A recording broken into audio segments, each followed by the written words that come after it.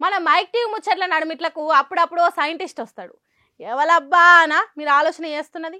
ఎంత సోతాయించినా నెత్తికి దడతలేదా? అయితే కొన్ని ఇంటిలు ఇస్తా అనుకోండి, నేనే పరిచయం చేసిన, అది నా ఆలోచనే, నేనే కనిపెట్టా, నా సలహాతోనే. గుర్తొచ్చిందా?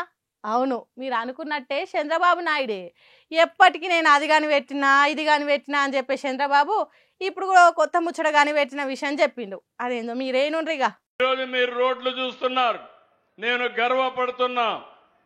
ఈరోజు ఎక్కడికి పోవాలన్నా నేషనల్ హైవే ఎక్కితే ఏం తమ్ముళ్ళు హుషారుగా వెళ్ళిపోవచ్చునా లేదా అని మిమ్మల్ని అడుగుతున్నా.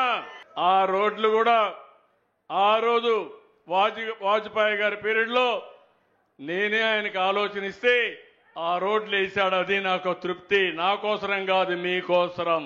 మీ చెవులు రింగు రింగు మారు మోగినాయా? కొందరి చెవుల నుంచి పొగలు వచ్చినాయా?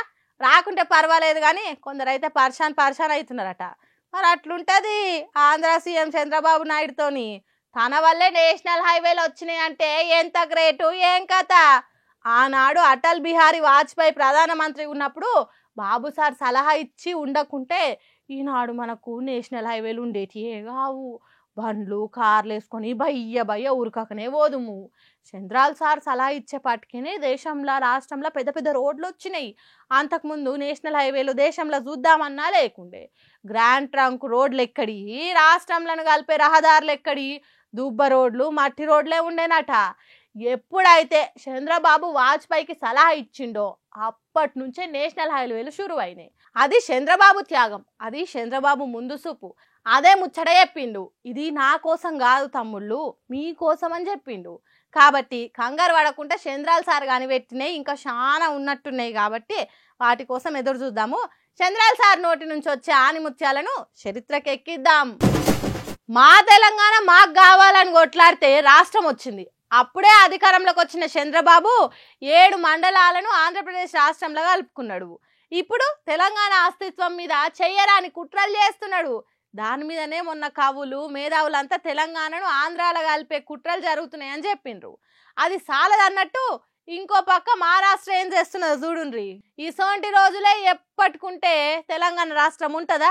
కరిగి కాని రాకుండా అవుతుందా అనే అనుమానం కొడుతున్నది నాకైతే. కాంగ్రెస్ పార్టీ అధికారంలోకి వచ్చినాక తెలంగాణ సకదనం తిరిగి వెలిగిపోతున్నది అనేది ఇగో మహారాష్ట్ర మంత్రి చంద్రశేఖర్ బవాంకులే చెప్తున్నాడు. సార్ చెప్పుండ్రి, మాకైతే మరాఠా రాదు, జరంత అర్థమయ్యేటట్టు చెప్పు. మా తెలంగాణ ఊర్లను ఏమో చేస్తున్నారట, ముచ్చటేందో చెప్పుంది జరా. महाराष्ट्रातील चंद्रपूर जिल्ह्यातील जिवती तालुक्यातील 14 गावे हे तेलंगणा आणि महाराष्ट्र बाउंड्रीवर आहे. आणि ही 14 गावं महाराष्ट्राच्या जमाबंदी आयुक्ताच्या रेकॉर्ड प्रमाणे ही सर्व गावं महाराष्ट्राची आहेत. సగం అర్థమయ్యి సగం అర్థం కానట్టే ఉన్నది కదా. తాను ఏమన్నాడో ఇగురంగా చెప్తుండ్రి.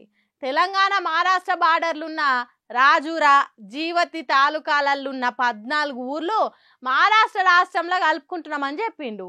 హే చల్, మా ఊర్లు కలుపుకోనికే మీరెవలు అని అంటే ఈ మహారాష్ట్ర మంత్రి చెప్పిన 14 ఊర్ల జనాలే తీర్మానాలు రాసిండ్రట. తెలంగాణ రాష్ట్రంలో మేము ఉండము, మహారాష్ట్రలో కలుస్తామని కాగితాలు రాసి అక్కడి సర్కారు చేతిలో పెట్టిండ్రట. అంటే మన ఇంటి తాళం వాళ్ళ చేతిలో పెట్టిండ్రా అన్నట్టు. అందుకే జనాల ఇష్టం కొద్దే ఊర్లను కలుపుకుంటున్నామని చెప్తుండు. ఏసోంటి రోజులు వచ్చినాయో చూడుండ్రి. కేసీఆర్ ముఖ్యమంత్రిగా ఉన్న 10 ఏళ్లల్లా ఈ తీరుగా జరిగింది ఎక్కడన్నా? మహారాష్ట్ర రైతులు జనాలు తెలంగాణకు వచ్చి అయ్యా కేసీఆర్ మా ఊర్లను మీ రాష్ట్రంలో కలుపుకొని రయ్యా అని బతిలాడిండ్రు. రైతు బంధు, దళిత బంధు, కేసీఆర్ కిట్లు, జిల్లాకో మెడికల్ కాలేజు ఇట్లాంటివి పక్కకుండి చూసిన వాళ్ళాయే. అందుకే తెలంగాణలో కలవాలని ఆశపడ్డారు. కానీ ఇప్పుడు సీన్ రివర్స్ అయింది. తెలంగాణ ఊర్లు మేము మహారాష్ట్రలోనే కలుస్తామని తీర్మానాలు రాసిచ్చిండ్రట. లెక్కకైతే రైతు ప్రభుత్వం ఇందిరమ్మ ప్రభుత్వంలో ఉంటామనే అనాలే కానీ వాళ్ళు అటు దిక్కే మొగ్గు చూపుతున్నారట. ఇట్లనే తెలంగాణ బార్డర్లున్న ఊర్లు పక్క రాష్ట్రాలలో కలిసిపోతే ఐసుగడ్డ కరిగినట్టు రాష్ట్రం గారుడు ఖాయమంటారు ఈ ముచ్చట తెలిసిన తెలంగాణ మేధావులు ఇప్పుడు.